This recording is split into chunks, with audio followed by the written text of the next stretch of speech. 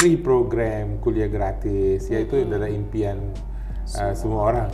Ya, Good morning, good afternoon, and good evening to all of you there. Okay, welcome back to our channel here.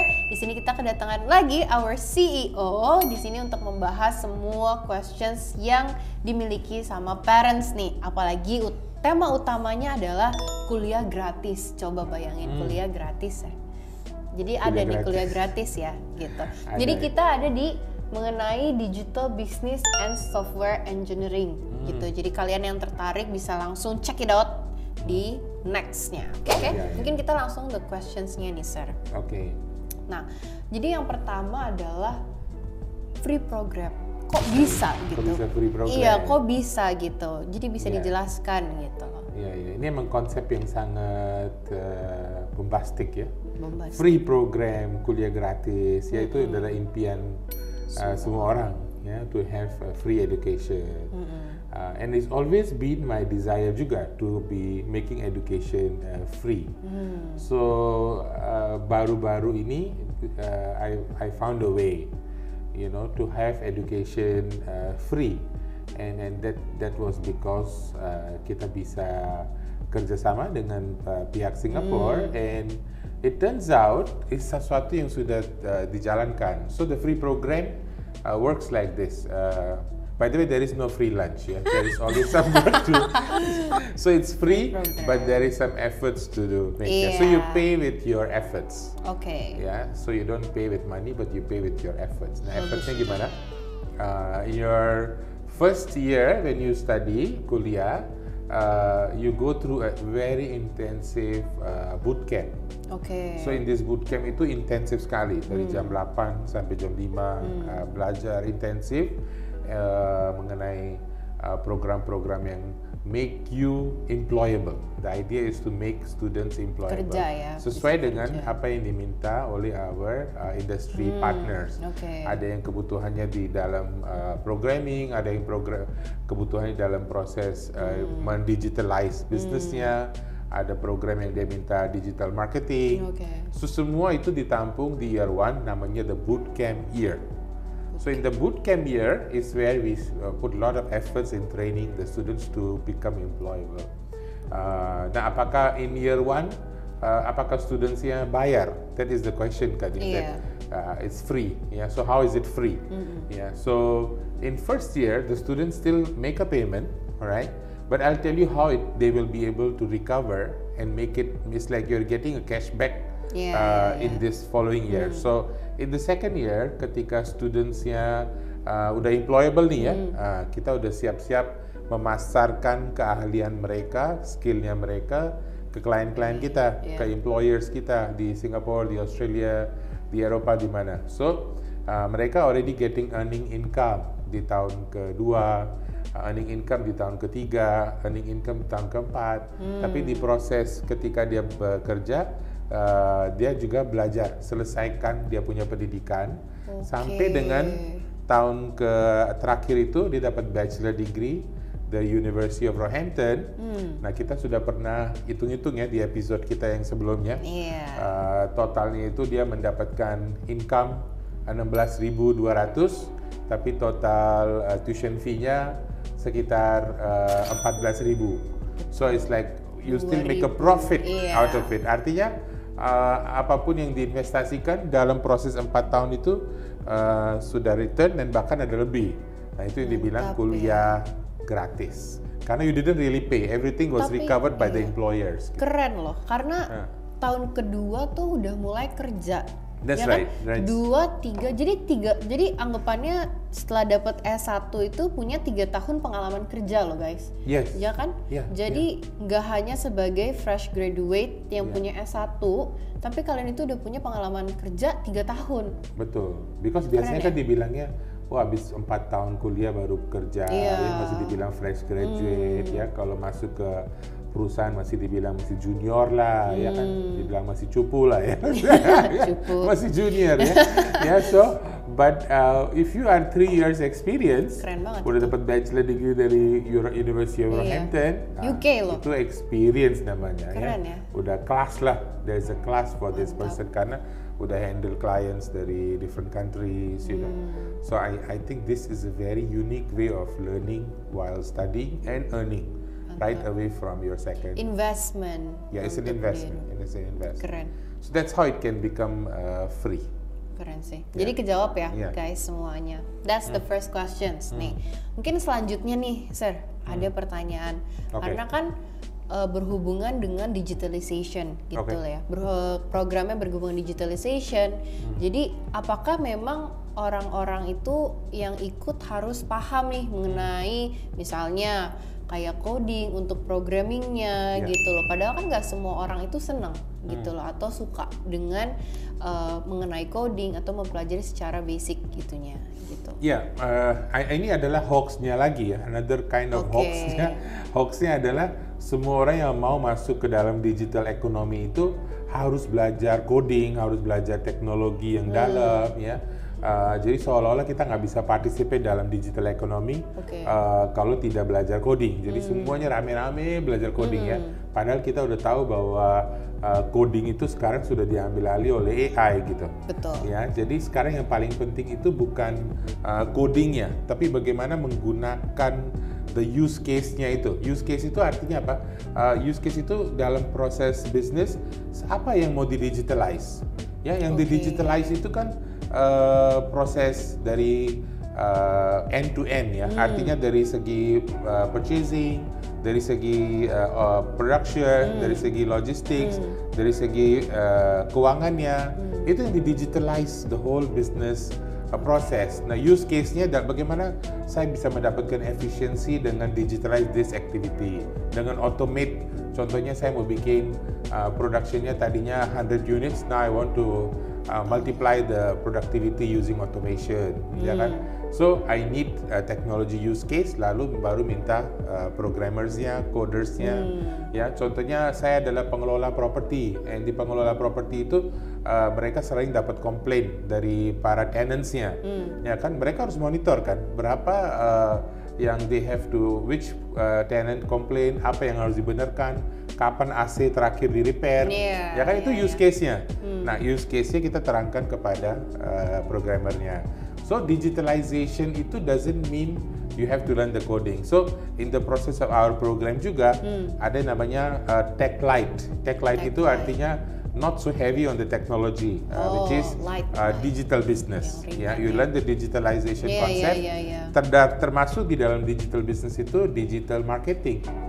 You know, so learning video, content, like what we're doing now, learning how to do search engine optimization, bagaimana menggunakan AI buat marketing, buat email marketing, ya kan? Itu part of automation gitu. So they see the bigger picture. Tapi ada juga namanya tech deep, like what you said, belajar coding. Tapi belajar coding pun now is become very user friendly, supaya you can focus on the use case, like you want to learn Java programming, for example. You want to learn certain new languages, SAP, for example, right? So you learn those languages, but again focusing on what am I going to use this for? Karena we don't only focus, I want to learn Python, I want to learn SQL. Tapi apa yang mau di-derive? What do you want to achieve from this? So our program involves both jadinya. Ada digital business, ada software engineering yang lebih dalam ke dalam teknologi. Jadi nggak semuanya sih harus belajar coding. Iya. Berarti memang tergantung ya. Kalau misalnya lebih senang mengenai tech light gitu bisa masuk ke digital business. Jadi nanti di sana juga mempelajari mengenai generative AI, misalnya emailing seperti apa dan lain-lain. Tapi kalau lebih suka yang deep itu bisa masuk ke software engineering, gitu, atau yang di coding ya. Sangat bermanfaat ini. Berarti kejawab ya guys ya. Jadi digitalization itu berhubungannya seperti apa gitu. Oke, next questions nih Pak Manis. Ya kan? Mungkin kan tadi berhubungannya dengan software engineering atau yang coding ya. Tapi di sini juga pertanyaan, sebenarnya digital business itu sama nggak sih sama digital marketing gitu loh? Digital business apakah sama dengan digital marketing?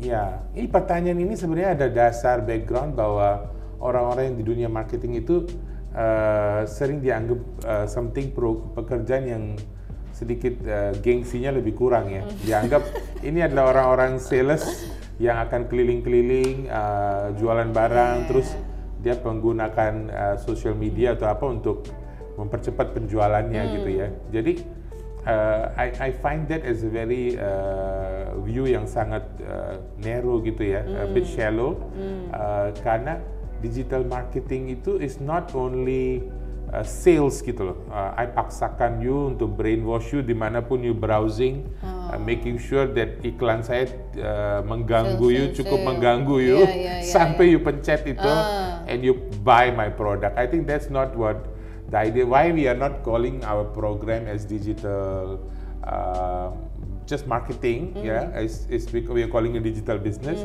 Karena the idea of marketing itu kan awalnya was we want to understand customers gitu. Nah, arti kan tujuannya harusnya digital marketing itu understanding customer behavior. AIDA itu ya. Iya dong. AIDA apa tuh? AIDA. Apa ya? Bikin awareness dulu. Awareness, ya interest. kan? Bikin interest, lalu nanti ada ke arah ke sana lah. Artinya pelajaran marketing nggak tidur, nggak bersia-sia lah. Nggak bersia-sia. So I mean, I think according to me, I think every activity in the organization is a marketing activity. Nah, ini mungkin statement yang sedikit controversial gitu. Kenapa every activity in the organization is marketing activity? Karena what else are you there for if you're not there for meeting the customer needs gitu? Your production, your purchasing, your procurement, your whole manpower management, everything should be about the customers, right? To meet their needs gitu. Jadi marketing itu kan harusnya mengerti apa yang mereka mau sih, ya kan? Nah, digital marketing adalah untuk melihat ketika mereka sedang browsing apa yang mereka interested gitu. So it's really on the identification first. That's why we have omni-channel marketing, ya kan, to understand different needs. And then we go beyond those channels to understand how can I bring this customer to reach this product as the fastest pace possible. So that's why we call it digital business rather than calling it digital marketing. So digital business is more focusing on understanding the customer first. Kalau digital marketing itu lebih fokus ke produknya. That produk saya begini, bagaimana saya brainwashing customer saya untuk buy my product. Like one of the component lah ya di dalam digital business gitu loh, digital marketing. Yes, but we want to think about adding the value at a bigger scale. Jadi lulusan kita itu will really not directly create, okay, I want to spend $1 million on advertising, but they'll see, okay, I will try to understand first. So my target marketing is more focused. I spend my right amount of dollars so that I can achieve my target marketing and I can understand what my target market wants. So I only focus on that. Oh, okay. Yeah. Berarti bedanya di situ ya. Bedanya di situ. One is focusing on the customer, the other one is focusing on the product. Oke. Gitu sih ya. Mantap. Keren sekali penjelasannya. Jadi kita mungkin kalau misalnya ketemu namanya bisnis pasti harus ada cuan ya? Cuan. Harus dong. Itu. I can already hear the suara-suara cuan. Cuan. Ping. Jadi gimana nih kalau misalnya bekerja gitu nantinya? Kira-kira tuh dapetnya berapa sih, Cok? Untuk kalau misalnya pas bekerja, working in the digital world ya. Iya, dan apakah mereka hanya bekerja lah istilahnya dengan orang atau mereka bisa make their own business lah atau menjadi entrepreneur? Iya. Gitu.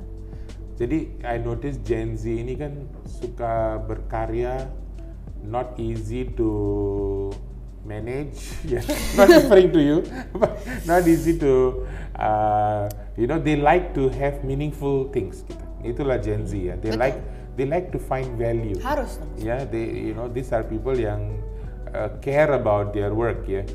Like we were meeting somebody yesterday and they bilang, oh, I want to focus on the environment. They're very focused on these kind of things. In my generation, we only spoke about profits gitu ya. But the care was not so much gitu ya. So I noticed this current generation desire to be an entrepreneur is high, and also they have this desire to add value to the society. Jadi I think prosesnya adalah it's good for them to experience the clients yang mereka akan dapat dari international clients itu yang tadi saya bilang dari Singapore, Australia, Europe. So mereka handle clients dulu under our company in Singapore, right? They work with us first. The students get those jobs. They already know how to handle clients. Then I would actually encourage them that setelah udah mereka at least have 3-4 years experience with us, then go ahead and make your own firm, make your own agency, right? Offer your services to US, get those clients, earn your US dollars and spend in rupiah. That's always been our. So I think if you just earn in US dollars, earn in Singapore dollars and spend in rupiah, you are already having quite the benefit of the cuan, The net benefit is higher daripada you are just going abroad and working abroad, because you also face the high cost of living gitu. So I think in terms of the cuan itu, maybe in the starting pay while you are with us, maybe at the range of $350 to $500 while you are still in the duration of those 4 years. But it's good, per month, kan?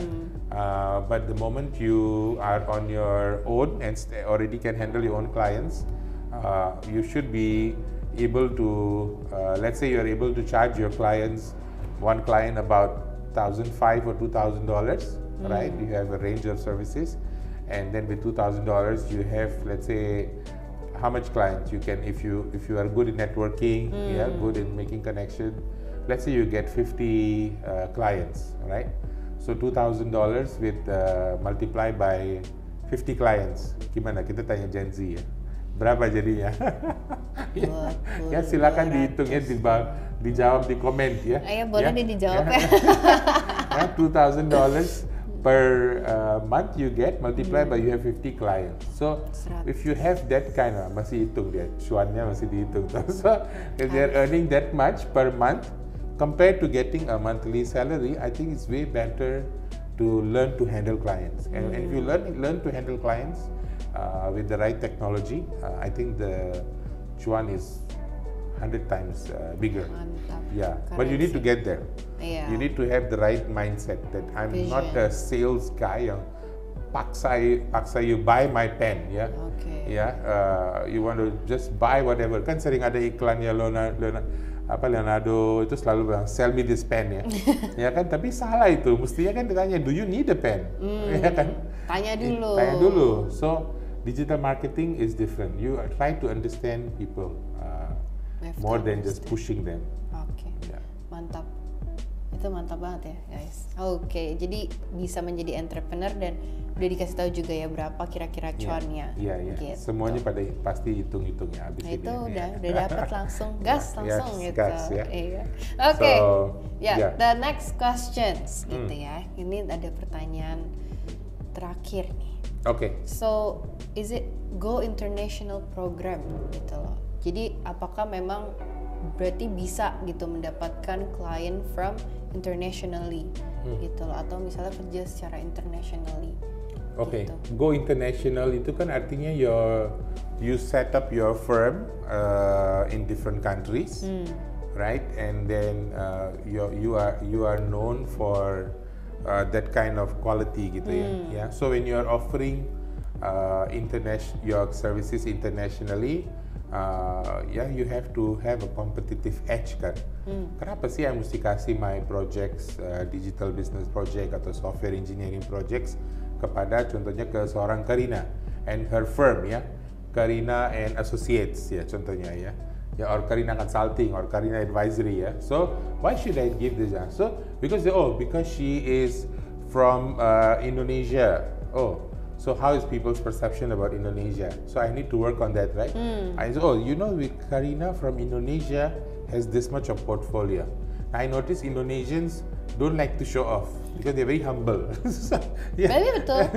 Sangat suka ini very humble. So whereas international clients want to see what have you done, right? So show off for your portfolio. Show off. Poin pertama. Poin pertama. Show off what you got. Harus. Right? And then once you show off what you got, your portfolio, use digital marketing to have exposed those portfolios, show your achievements, then you build the network. Right? Once you build your network, start getting your clients. So don't rush to go international. build enough network, and then choose a place which will be the most cost efficient to run your operation. Jadi mau saya set up centralized di Indonesia atau gabungan dari beberapa negara. So in that way, you will be able to maximize your whole Go International project gitu ya. So I will see that as a project. I have friends who have gone international from India. They have started projects in US, in Bahrain, in the Middle East, in Singapore, and within a span of 10 years, they are employing 3,000 over employees all over the world, and these were people who started on their own as a single person. So I think Go International should be everyone's ambition, especially from Indonesia. If we have more Indonesian companies featured internationally, I think that will be our national pride, that bisa betul. Indonesians entrepreneurs are able to. So it's not only Indomie yang dikenal Indonesia dikenal buat Indomie, but we are known for. I want Indonesia to be known for our exceptional talents and exceptional services. Mantap. And that kind of standards lah. Oke, mantap nih. Berarti memang this program can make you big. Yes. Ya kan? Yes. Dengan kalian juga harus coba memvisualisasikan lah nanti ke depannya seperti apa. That's my WhatsApp tagline. Tagline Dream big.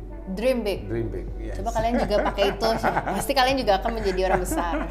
Dream big. Yeah. Oke, sebelumnya thank you so much Pak Manis sudah membantu untuk menjawab semua pertanyaannya. Semoga juga berguna untuk kalian semua. Jangan lupa klik follow kita juga, like. Nanti kita juga akan ada sesi selanjutnya untuk pertanyaan-pertanyaan berikutnya dari parents ataupun kalian di sana. Good morning, good afternoon, and good evening to all of you there. See you in the next session. Yeah. Thank Okay, you. bye. Bye-bye. See